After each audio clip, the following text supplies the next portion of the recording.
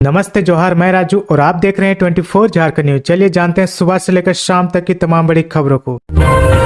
नियोजन नीति और 1932 खतियान व 2024 के चुनाव पर बोले झारखंड के मंत्री हफीजुल हसन। पर्यटन, खेलकूद, कला, संस्कृति व युवा कार्य विभाग के मंत्री हफीजुल हसन ने राज्य से जुड़े मुद्दों पर खुलकर अपनी बातें रखी। 2024 में होने वाले लोकसभा और विधानसभा के चुनाव पर उन्होंने कहा कि भाजपा चुनाव जीतने के लिए किसी भी मुद्दे को हाईलाइट कर देती है। पुलवामा हमले के राज अब खुल रहे यूपी में आतिक अहमद वाला कांड 2024 की तैयारी का हिस्सा है, लेकिन झारखंड में भाजपा के प्रोपेगेंडा का असर कम पड़ेगा। हम लोग 1932 को छोड़ने वाले नहीं हैं। सरकार की 1932 की नियोजन नीति के खिलाफ हमारी पार्टी के ही पूर्व नेता रमेश हांसदा कोर्ट चले गए थे। कोर्ट के चक्कर में कहीं पूरी बहाली ही ना लटक जाए, इसलिए 60-40 किया गया है। यह परमानेंट नहीं, टेम्पररी व्यवस्था है।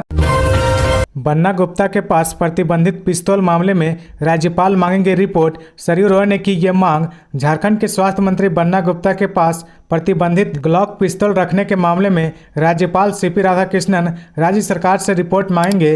राज्यपाल ने यह आश्वासन निर्दलीय विधायक सरयू रॉय को दिया है। श्री राय ने राज्यपाल सीपी राधाकृष्णन से मुलाकात कर बन्ना गुप्ता को बर्खास्त करने का निर्देश मुख्यमंत्री को देने का आग्रह किया है।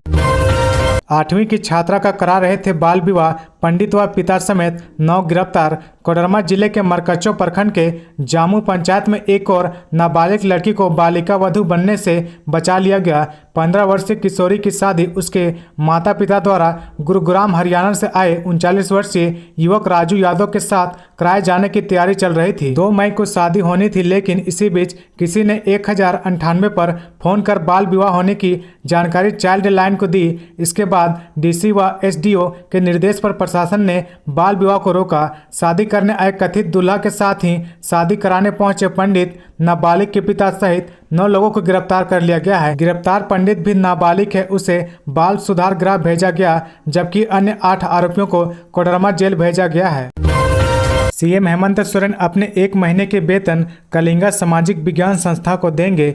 झारखंड के सीएम हेमंत सोरेन बीते दिनों अपनी पत्नी कल्पना सोरेन के साथ उड़ीसा दौरे पर थे, जहां उन्होंने सबसे पहले पुरी स्थित श्री जगन्नाथ मंदिर में पूजा अर्चना की। इसके बाद वे कलिंगा यूनिवर्सिटी के समारोह में शामिल हुए। इस दौरान उन्होंने इस संस्था को अपने 1 महीने का वेतन देने की बात कही है।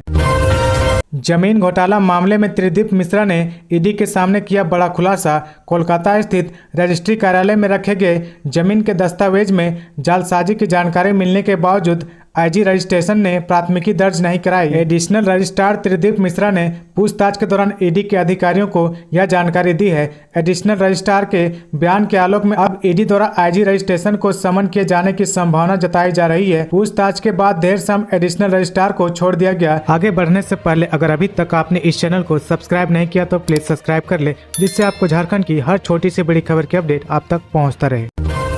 हजारीबाग कोर्ट परिसर में गैंगवार व हत्या का मुजरिम विशाल को 30 दिन के पैरोल पर निकला बाहर। हजारीबाग सिविल कोर्ट परिसर में गैंगवार में हुई हत्या का मुजरिम विशाल सिंह लगातार 18 महीने जेल से बाहर रहने के बाद 22 अप्रैल 2023 को वापस जेल पहुंचा। वह कोविड-19 के बचाव के नाम पर दिए गए सिर्फ 30 दिनों के पैरोल पर 6 अक्टूबर 2021 को हजारीबाग सेंट्रल जेल से बाहर निकला था। इससे पहले भी वह कोविड-19 के नाम पर 90 दिन के पैरोल पर था। रात में भी मनमोहक नजर आता है झारखंड हाईकोर्ट का नया भवन। झारखंड हाईकोर्ट का नया भवन बनकर लगभग तैयार है। हालांकि 30 अप्रैल को ही यह हैंडओवर होना था, लेकिन कुछ काम शेष रह जाने की वजह से इसे स्थगित किया गया। लेकिन अब इंतजार की घड़ियां लगभग समाप्त हो चुकी है। भवन निर्माण को अंतिम रूप देने के लिए अभी 500 से अधिक मजदूर दिन रात एक कर काम कर रहे हैं। कहा जा रहा है कि 10 से 20 मई के बीच इस भवन का काम पूरा हो जाएगा।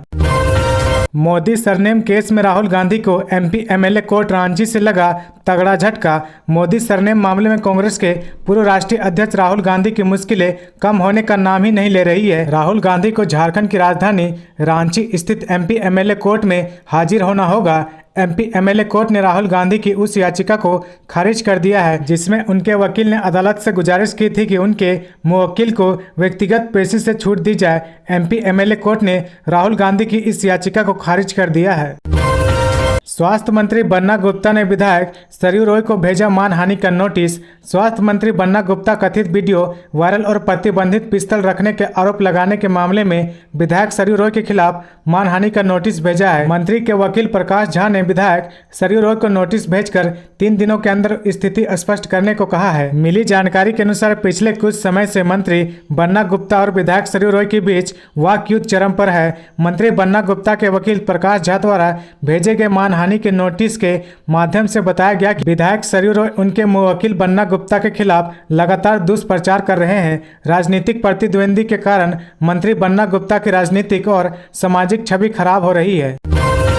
नगर निकाय चुनाव में हुई देरी तो सरकार को होगा बड़ा नुकसान। वित्त आयोग पर झारखंड का है 1600 करोड़ का दावा। झारखंड में नगर निकायों का चुनाव नहीं होने से राज्य सरकार को आर्थिक नुकसान हो सकता है। चुनाव कराने में विलंब के कारण 15वें वित्त आयोग की मदद से वंचित होना पड़ सकता है। लेकिन तय समय पर चुनाव नहीं होने से वित्त आयोग द्वारा मिलने वाली सहायता पर रोक लगाई जा सकती है। मालूम हो कि राज्य के 13 नगर निकायों में 3 वर्षों से चुनाव लंबित है। वहीं 34 अन्य शहरी निकायों का कार्यकाल इसी साल अप्रैल महीने में समाप्त हो रहा है। संविधान के 74वें संशोधन अधिनियम 1992 में स्पष्ट बताया गया है कि राज्यों में स्थानीय निकाय कई कारणों से कमजोर और अप्रभावी हो गए हैं। इन कारणों में नियमित चुनाव कराने में विफलता और लंबे समय तक शक्तियों व कार्यों का अपर्याप्त हस्तांतरण शामिल है। अब बॉडी वार्न कैमरा की निगरानी में वाहनों की जांच करेगी ट्रैफिक पुलिस। शहर में ट्रैफिक पुलिस और वाहन चालकों पर बॉडी वार्न कैमरों से नजर रखी जाएगी। इसके लिए पहले चरण में ट्रैफिक पुलिस को 47 बॉडी वार्न कैमरे दिए गए हैं, जिसका इस्तेमाल वे 1-2 दिन में शुरू कर देंगे। ड्यूटी के दौरान उन्हें वर्दी पर कैमरा लगाना होगा। जवानों को इसका प्रशिक्षण दिया जा चुका है। वाहनों की जाँच, चालान या अन्य कार्रवाई के दौरान पुलिस कर्मियों द्वारा की जाने वाली हर हरकत कैमरे में कैद होगी। अधिकारियों का मानना है कि इससे ट्रैफिक पुलिस के काम में पारदर्शिता आएगी। वहां वाहन चालक भी जवानों के साथ अभद्र करने से बाज आएंगे। बॉडी वार्न कैमरे में सॉफ्टवेयर होता है जिसमें रिकॉर्डिंग रहती है। इसके डाटा के साथ छेड़छाड़ नहीं किया जा सकता है। किसी कार्रवाई के दौरान फुटेज को डिलीट करना या छिपाना संभव नहीं होता है। झारखंड में कोरोना के मामले में आई कमी, 20 नए मामले, 120 रिकवर। झारखंड में कोरोना के मामले में तेजी से गिरावट आ रही है। 24 घंटे में राज्य में कोरोना के मामले की संख्या में कमी देखी गई है। वहीं रिकवरी रेट काफी ज्यादा बढ़ गया है। झारखंड के स्वास्थ्य विभाग की ओर से रविवार रात जारी आंकड़ों के मुताबिक 24 घंटे में राज्य में कोरोना के 20 नए कोरोना मामले की पुष्टि हुई है। हालांकि अच्छी खबर यह है कि 24 घंटे के अंदर में 120 लोग कोरोना से रिकवर भी हुए, जिसके बाद अब राज्य में कोरोना के कुल 361 एक्टिव मामले हैं। वज्रपात से बचाएगा दामिनी ऐप, बताएगा कब गिरने वाली है बिजली। झारखंड में रविवार को वज्रपात से 2 अलग अलग घटनाओं में 7 बच्चे की मौत हो गई। वहीं आधा दर्जन से ज्यादा लोग घायल हो गए। रविवार को संथाल परगना के साहिबगंज में 4 और पाकुड़ जिले में 3 बच्चे की मौत हो गई। दोनों ही घटना में एक बात कॉमन थी, बारिश और मेघ गर्जन के समय बच्चे बगीचे में आम चुन रहे थे कि तभी उन पर वज्रपात हो गया।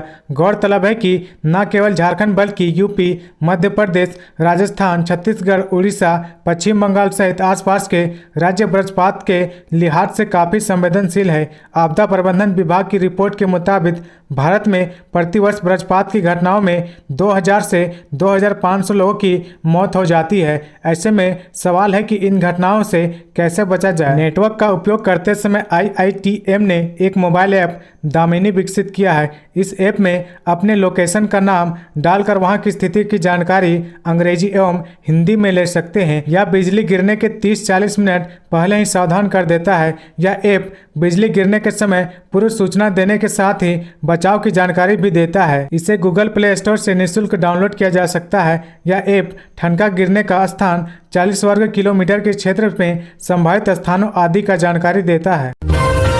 झारखंड के पूर्व सीएम रघुवर दास का पहाड़ी मंदिर में मनाया गया जन्मदिन। झारखंड के पूर्व मुख्यमंत्री सह भाजपा के राष्ट्रीय उपाध्यक्ष रघुवर दास का जन्मदिन बड़े ही धूमधाम से मनाया गया। राजधानी रांची के पहाड़ी मंदिर में उनके समर्थकों के द्वारा केक काट कर जन्मदिन मनाया गया, जिसके बाद जरूरतमंदों के बीच फलों का वितरण और बच्चों के बीच कॉपी पेंसिल का भी वितरण किया गया। मिली जानकारी के अनुसार प्रदेश कार्य समिति सदस्य संजय कुमार जायसवाल के नेतृत्व में भाजपा के राष्ट्रीय उपाध्यक्ष पूर्व मुख्यमंत्री रघुवर दास जी का जन्मदिन मनाया गया। इस शुभ अवसर पर रांची के हृदय स्थली पहाड़ी मंदिर पर पूजा अर्चना किया गया, जिसके बाद छोटे छोटे बच्चों के बीच केक काटा गया। तो ये थी आज की झारखंड की टॉप बड़ी खबरें। इसी तरह झारखंड की हर छोटी सी बड़ी खबर देखने के लिए आप हमारे चैनल 24 झारखंड न्यूज को सब्सक्राइब करके बेल आइकन प्रेस कर ले, जिससे आपको झारखंड की हर छोटी सी बड़ी खबर की अपडेट आप तक पहुंचता रहे। तो आज के लिए बस इतना ही, हमें दीजिए इजाजत, फिर मिलते हैं नेक्स्ट न्यूज में।